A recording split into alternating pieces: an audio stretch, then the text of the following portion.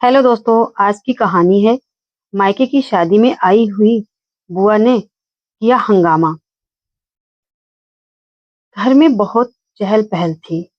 घर में हर तरफ रौनक ही रौनक थी। घर को डेकोरेट करने वाले घर को झालरों और लाइटों से सजा रहे थे। कुछ मेहमान तो आ चुके थे और कुछ मेहमान आने अभी बाकी थे। कुछ मेहमान जो आने अभी बाकी थे उसमें से रमेश जी की इकलौती बहन लक्ष्मी जी भी थी। लेकिन लक्ष्मी जी के नाम से ही हर कोई खौफ खाता था, क्योंकि लक्ष्मी जी बहुत ही सख्त, गुस्सैल और तुनक मिजाज स्वभाव की औरत थी। सविता जी अपनी बहू और अपनी बेटी दोनों को समझा रही थी कि आज मेरी ननद यानी तुम्हारी बुआ जी आने वाली हैं, तो उनकी अवभगत में कोई कमी नहीं होनी चाहिए। नहीं तो तुम लोग को पता है ना कि वह कैसा तांडव मचाएंगी। तो सविता की बड़ी बहू प्रीति हंसते हुए बोली, हाँ मम्मी जी, हमें पता है कि हमारी बुआ सास कितनी डेंजर हैं, इसीलिए हम उनकी आवाभगत में कोई कमी नहीं होने देंगे। प्रीति बहू की तसल्ली देने के बाद भी सविता अंदर ही अंदर डर रही थी कि अगर लक्ष्मी दीदी किसी बात से नाराज हो जाएंगी तो शादी में तबाही मचा देंगे। क्योंकि उसे याद था कि बड़े बेटे की शादी में जब लक्ष्मी दीदी आई थी तो सब्जी में नमक कम हो गया था। उन्होंने कितना तांडव किया था। इस बात से वह इतना नाराज हो गई थी कि अपना बैग लेकर अपने घर जाने को तैयार हो गई थी। शादी बिना हुए ही फिर किसी तरह सारे घर वालों ने मिलकर उन्हें मनाया था। सबने उनसे कितनी विनती की थी कि वह ऐसे शादी का घर छोड़कर ना जाएं। बहुत मिन्नतों के बाद वे यहाँ रुकने के लिए तैयार हुई थी। ये बात सोचते ही सविता जी का कलेजा कांप सा गया। सविता ने मन ही मन सोचा कि इस बार लक्ष्मी दीदी की सेवा में कोई कमी नहीं होने दूंगी, ताकि शादी अच्छे से निपट जाए। अगले दिन जैसे ही बुआ जी घर आई तो सारे घर वाले दौड़कर आ गए। बुआ जी और फूफा जी का जोरदार स्वागत हुआ। फिर सत्या ने अपनी बहू से पूछा कि बहू, तुमने अपनी बुआ सास का कमरा तैयार कर दिया है ना? तो प्रीति बोली कि हाँ मम्मी जी, मैंने बुआ जी का कमरा तैयार कर दिया है। फिर सत्या ने लक्ष्मी जी से कहा कि दीदी, आप बहुत थक गई होंगी सफर से, चलिए आप कमरे में आराम करिए। सत्या जैसे ही बुआ जी को कमरे में लेकर गई, बुआ जी कमरा देखते ही भड़क गई और बोली, यह कैसा कमरा है? इस कमरे में एसी नहीं है। भला कूलर से क्या ठंडा होगी? मैं इस कमरे में नहीं रहूंगी। बुआ जी को गुस्से में आया देखकर हर कोई डर गया। घर वालों को जिस बात का डर था वही हुआ। बुआ जी नाराज हो गई। प्रीति ने बात संभालते हुए बोला कि बुआ जी, नाराज मत होइए। अगर आपको इस कमरे में नहीं रुकना है तो कोई बात नहीं, आप मेरे कमरे में रुक जाइए। मेरे कमरे में एसी है। बुआ जी प्रीति की बात सुन थोड़ा शांत हुई और बोली, ठीक है, मैं तुम्हारे कमरे में ही रुकूंगी। मेरा सामान उसी कमरे में रखवा दो। बुआ जी को शांत देख सबने राहत की सांस ली। बुआ जी की ऐसी हरकत से फूफा जी को बहुत बुरा लगा। वह मन ही मन सोच रहे थे कि खुद के घर में तो कूलर में ही रहती है और यहाँ यहाँ इसे एसी वाला कमरा चाहिए। शाम को सविता जी का बड़ा बेटा रोहित और छोटा बेटा राहुल हलवाई से कुछ बात कर रहे थे। इतने में बुआ जी भी वहां आ गई और हलवाई से बोली, अरे आप ये कैसा खाना बनाते हैं? खाने में बिल्कुल भी टेस्ट नहीं है। खाना थोड़ा चटपटा बनाओ।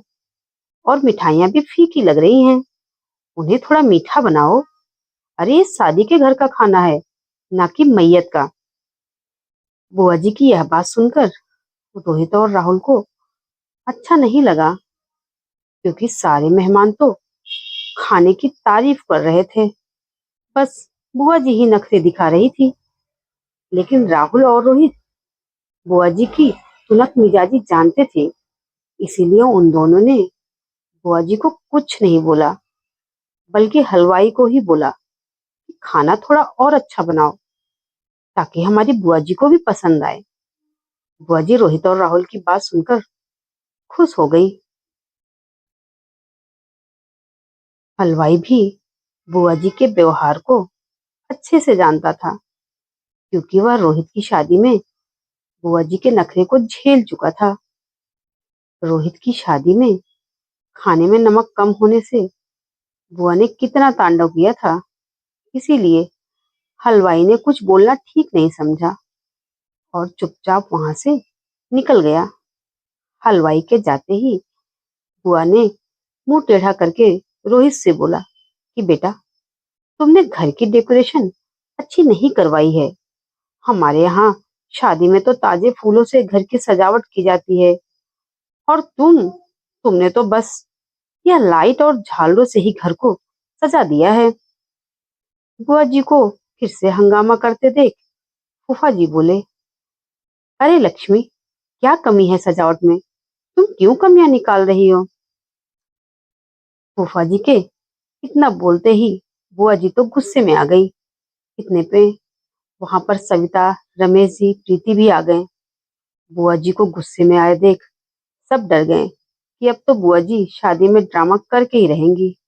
लेकिन रमेश जी गुस्से में खड़ी बुआ जी को समझाते हुए बोले कि दीदी, आप शांत हो जाइए। अगर आपको फूलों की सजावट पसंद है तो मैं अभी के अभी सारी सजावट फूलों की करवा देता हूँ। पर आप इस तरह से नाराज मत होइए इस छोटी सी बात पर। इतना सुनना था कि लक्ष्मी जी खुश होकर बोली, ठीक है, सारी सजावट फूलों से करवा दो। फूफा जी को बुआ जी की इन हरकतों से बहुत गुस्सा आया। फूफा जी बुआ जी को समझाते थे, शांति से शादी की खुशियों का मजा लो। लेकिन बुआ जी कहाँ मानने वाली थी। वह जब तक कोई हंगामा कर न ले, उन्हें चाय नाश्ता खाना हजम ही नहीं होता था। अगले दिन हल्दी और मेहंदी की रस्म थी। रमेश जी और सविता जी ने सोचा था कि छत पर ही हल्दी और मेहंदी का फंक्शन हो जाएगा। लेकिन बुआ जी के कानों में जैसे ही यह बात गई, हल्दी और मेहंदी का फंक्शन छत पर ही होगा, वह भड़क गई। वह बोली कि भाभी, शादी ब्याह क्या बार बार होता है? आप मेहंदी हल्दी का फंक्शन छत पर करवा रहे हो। मेहंदी हल्दी के फंक्शन के लिए पार्टी हॉल बुक कर लो, क्योंकि मेरे ससुराल में ऐसे ही होता है। रमेश जी और सत्ता जी को लक्ष्मी जी की यह बात बिल्कुल भी अच्छी नहीं लगी। लेकिन रमेश जी ने सविता को धीरे से समझाया, सविता, दीदी जैसा कह रही हैं वैसा कर लेते हैं, नहीं तो दीदी फिर से ड्रामा करना शुरू कर देंगी। सविता ने ना चाहते हुए भी रमेश जी की बातों के लिए हाँ कर दिया। फिर क्या था, मेहंदी और हल्दी के लिए पार्टी हॉल बुक हो गया। बुआ जी घर में कहीं कोई हंगामा न कर दे, बस इसीलिए सब उनकी बातों को मान रहे थे। शाम को हल्दी मेहंदी के फंक्शन में बुआ जी खूब ठुमके लगाई और बोली, देखो, पार्टी हॉल में फंक्शन कितने शान से हो गया। रोहित, प्रीति, राहुल सब उनकी हाँ में हाँ मिलाया।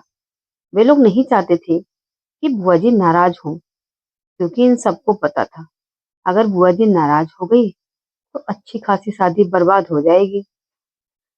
अगले दिन बारात जानी थी। सब लोग बारात जाने की तैयारी में लगे हुए थे। इतने में बुआ जी चिल्लाई, सब लोग तो बस सजने में ही लगे हैं। अरे मेरे चाय नाश्ते का किसी को ध्यान ही नहीं है। उनका इतना बोलना था कि सविता की बहू प्रीति तुरंत दौड़ कर आई और बोली, बुआ जी, चाय के लिए हलवाई को बोल दिया है, चाय बस तैयार हो रही है। इतने में सविता जी बुआ जी के लिए चाय लेकर आ गई। चाय मिलते ही बुआ जी शांत हो गई। बुआ जी के शांत होते ही सबने राहत की सांस ली। फिर हंसी खुशी से बैंड बाजे के साथ नाचते गाते बारात विदा हो गई। अगले दिन घर में शादी करके नई नवेली दुल्हन आ गई, रुचि। नई बहू के घर में आते ही घर की रौनक बढ़ गई। दुल्हन का स्वागत करने के बाद गृह प्रवेश कराया गया। नई बहू के गृह प्रवेश करने के बाद रुचि बहू को सविता ने समझाया कि बहू, तुम सबसे पहले अपनी बुआ सास का पैर छूना, उसके बाद ही और किसी के पैर छूना। नई बहू ने वैसा ही किया।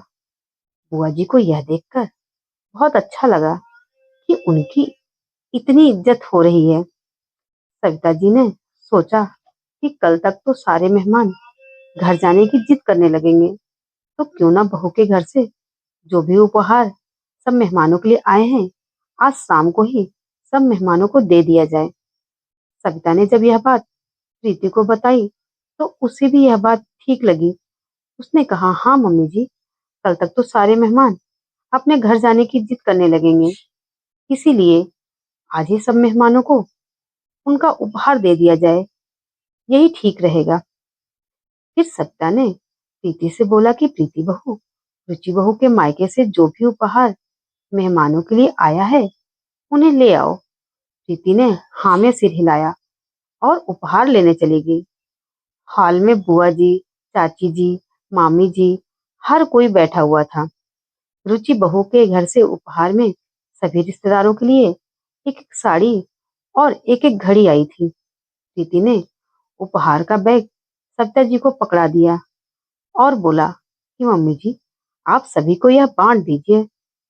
सविता जी ने सबसे पहले उपहार के बैग में से एक साड़ी और एक घड़ी निकाली और बुआ जी को दे दिया। बुआ जी साड़ी और घड़ी देखते ही भड़क गईं और बोली, मैं दूल्हे की इकलौती बुआ हूँ और मेरे लिए ये घटिया सी साड़ी और यह बिना कंपनी की घड़ी आई है। बुआ जी तो तांडव शुरू कर दी। बुआ जी के इस हंगामे को सुनकर वहां पर फूफा जी, रमेश जी और रोहित राहुल सब आ गए।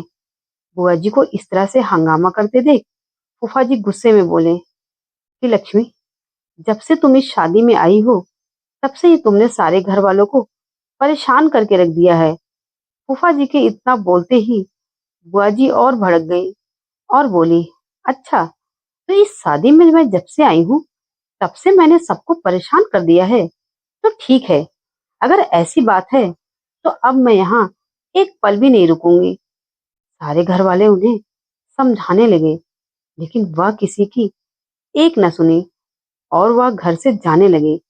तो फिर रोहित ने लपक के बुआ जी का हाथ पकड़ लिया और बोला, बुआ जी, आप हमारे लिए बहुत मान्य हो, हम सभी आपकी बहुत इज्जत करते हैं। लेकिन बुआ जी, आपका हर बात में इस तरह से नाराज होना अच्छी बात तो नहीं है। बुआ जी, हम सब तो बस यही चाहते हैं कि बस आप खुश रहिए। इसीलिए बुआ जी, आप जैसा कहती गई हम लोग वैसा ही करते गए। राहुल की यह बातें सुनकर बुआ जी को एहसास हुआ कि जो कर रही थी शायद वह गलत कर रही थी। फिर वह सभी से बोली कि तुम सब मुझे माफ कर दो, मैं शायद कुछ ज्यादा ही अपनी मनमानी कर रही थी। राहुल की बातें सुनने के बाद मुझे एहसास हुआ कि मुझे ऐसे खुशी के मौके को खराब नहीं करना चाहिए। मैंने शादी में बेकार का हंगामा किया। आप सब मुझे माफ कर दो।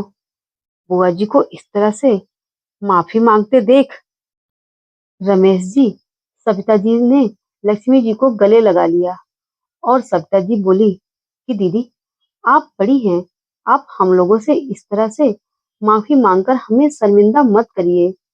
दीदी, बस हम सब यही चाहते हैं कि आप जब तक यहाँ रहिए खुशी खुशी से रहिए और यहाँ से जब जाइए तो खुशी खुशी अपने ससुराल जाइए। इस तरह से नाराज होके अपने मायके से आप अपने ससुराल मत जाइए। बुआ जी को अपनी गलती का एहसास हो गया था। अब अपनी भाभी की ऐसी बातें सुनकर उनकी आंखों से आंसू छलक गए।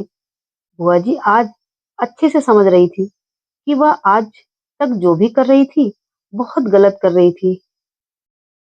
इस कहानी से हमें यह शिक्षा मिलती है कि अपने गुस्से और अपनी जिद की वजह से हमें किसी को परेशान नहीं करना चाहिए, बल्कि प्यार और समझदारी से हर समस्या का समाधान निकाला जा सकता है।